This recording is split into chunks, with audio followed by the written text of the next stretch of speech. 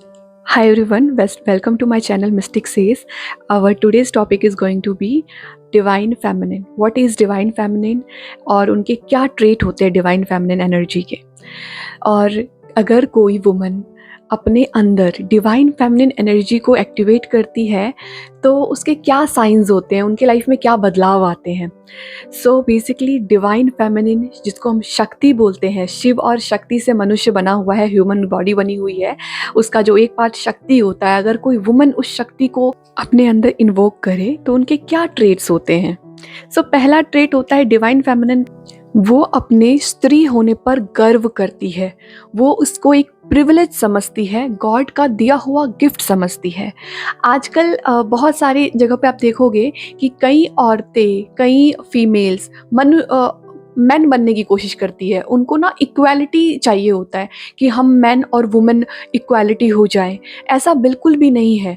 हमारा जो natural body होती है एक फीमेल की और मेल की, वो बहुत डिफरेंट होती है, उनकी एफिशिएंसी डिफरेंट होती है, कैपेसिटी डिफरेंट होती है। मैन और वुमेन कभी भी इक्वल नहीं हो सकते हैं, बिल्कुल भी इक्वल नहीं है मैन और वुमेन। मैन और वुमेन एक दूसरे को कॉम्प्लीमेंट करने के लिए आए हैं, इक्वालिटी के लिए नहीं आए हैं।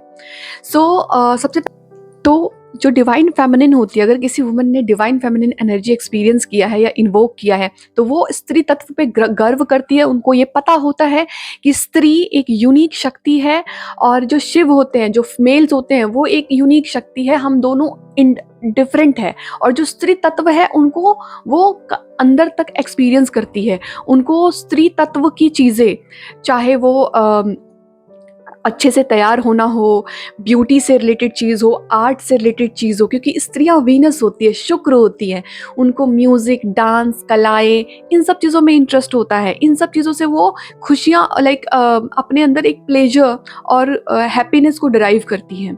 सो वो इन सब चीज़ों में ऑलमोस्ट एफिशिएंट होती है। उनका ध्यान, उनका जो गॉड से कनेक्शन होता है वो बहुत स्ट्रॉन्ग होता है। और जो पहला ट्रेट मैंने आपको बताया है कि वो अपने अपने स्त्री तत्व को बहुत अच्छे से जानती है और उस पर गर्व करती है। दूसरा तत्व होता है वो अपने इंट्यूशन से काफ़ी कनेक्टेड होती है। अब इंट्यूशन से कैसे कनेक्शन बनाने के लिए एक डिवाइन फेमिनिन को अपने आप को एक्सेप्ट तो करना होता ही होता है, साथ ही साथ उनका जो एक स्त्री तत्व का एक जो बेस लाइन होता है, क्योंकि स्त्री मदर होती है, मदर इमोशन होता है, मून होता है, चंद्रमा होती है। तो क्या होता है कि वो मून से बहुत कनेक्टेड होती है, तो वो अपने इमोशंस को बहुत जल्दी, बहुत कनेक्टेड होती है इमोशंस से, इमोशनल होती है वो। इमोशनल होने का मतलब ये नहीं है कि आप बिना मतलब के कहीं पे भी रो रहे हो या फिर इलॉजिकल बातें कर रहे हो, बिल्कुल भी ऐसा नहीं है। जो लोग अपने इमोशन से कनेक्टेड होते हैं ना, इमोशनल साइड को पहचानते हैं, वो उनके लिए एक स्ट्रॉन्ग वेपन भी होता है। Divine feminine emotionally intelligent person होती है, उनको अपने इमोशंस के बारे में पता है और दूसरों के इमोशंस को भी वो भाप जाती है, इसलिए उनका इंट्यूशन काफ़ी स्ट्रॉन्ग होता है। डिवाइन फेमिनिन निडर होती है, वो अपने डर पे के ऊपर विक्ट्री हासिल कर चुकी होती है, जीत हासिल कर चुकी होती है।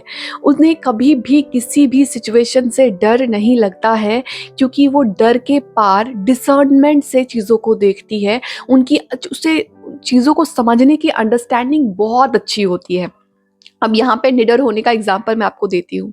जैसे अगर हम अपने कथाओं को देखें, महाभारत की कथाओं को देखें, तो द्रौपदी एक डिवाइन फेमिनिन एनर्जी थी, जो निडर थी, निर्भीक थी और काफ़ी बोल्ड थी। जहाँ पे उनको फेमिनिन होना है, जहाँ पे उनको एक वाइफ का रोल प्ले करना है, वहाँ वो वाइफ का रोल प्ले कर रही है। जहाँ पे उनको लोगों का सामना करना है, लोगों को बताना है कि वो क्या गलत कर रहे हैं, वो स्टैंड लेती है उस चीज़ के लिए।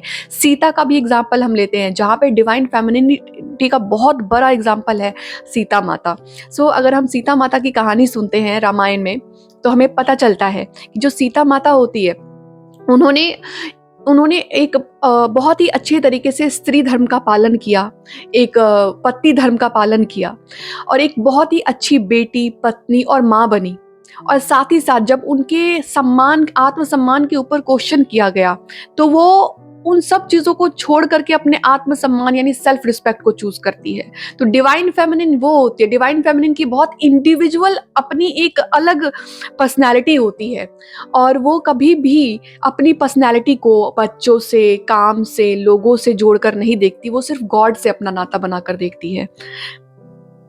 डिवाइन फेमिनिन लक्ष्मी का स्वरूप होती है, वो खुद ही अबंडेंट होती है, उनके अंदर ये फीलिंग होती है कि वो जहाँ भी जाती है वहाँ वेल्थ आता है, वहाँ लोगों की तरक्की होती है। तो वो कभी भी किसी रिलेशनशिप में जाने से डरती नहीं है, या फिर रिलेशनशिप अगर काम नहीं कर रहा है, वर्क नहीं कर रहा है, तो उनको छोड़ने से भी नहीं डरती है, क्योंकि पता है उनको कि लक्ष्मी वो खुद है, अबंडेंस वो खुद है, हैप्पीनेस वो खुद है, लाइट वो खुद है जो दूसरों के लाइफ में रेडिएट होता है, ना कि किसी से खींची जाने वाली या किसी के ऊपर डिपेंडेंट है।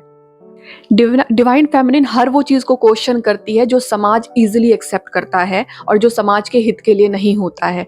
डिवाइन फेमिनिन कभी भी अपना पॉइंट ऑफ व्यू सबसे अलग रखने में नहीं डरती है, अकेले खड़े होने में नहीं डरती है, उनके अंदर शक्ति की एनर्जी होती है। डिवाइन फेमिनिन हायर पर्पस के लिए आती है, उनकी जब शक्ति इन्वोक होती है वो एक हाईएस्ट पर्पस से जुड़ जाती है, तो उनके लिए अकेलापन या फिर लोगों से टॉक्सिक नाते रखना उनके लिए कोई भी ये सब चीज़ें मायने नहीं रखती। मायने रखता है उनका खुद का पर्सनैलिटी, उनकी खुद की इंडिविजुअलिटी जो उन्होंने कल्टीवेट किया है, उन्होंने लर्निंग्स जो उन्होंने सीखा है ज़िंदगी के एक्सपीरियंसेस से, और गॉड से उनका क्या नाता है, क्या कनेक्शन है। वो हमेशा अपने पर्पस को ध्यान में रखती है, उनका पर्पस होता है फ्लरिश करना, उनके लाइफ में जो भी लोग आ रहे हैं उनको नरिशमेंट देना, फेमिनिन। आने वाले वीडियोस में मैं आपसे शेयर करूंगी कि डिवाइन फेमिनिन को हम अपने अंदर कैसे इन्वोक कर सकते हैं, कैसे अपनी हीलिंग कर सकते हैं। अब तक के लिए इतना ही। Thanks for watching.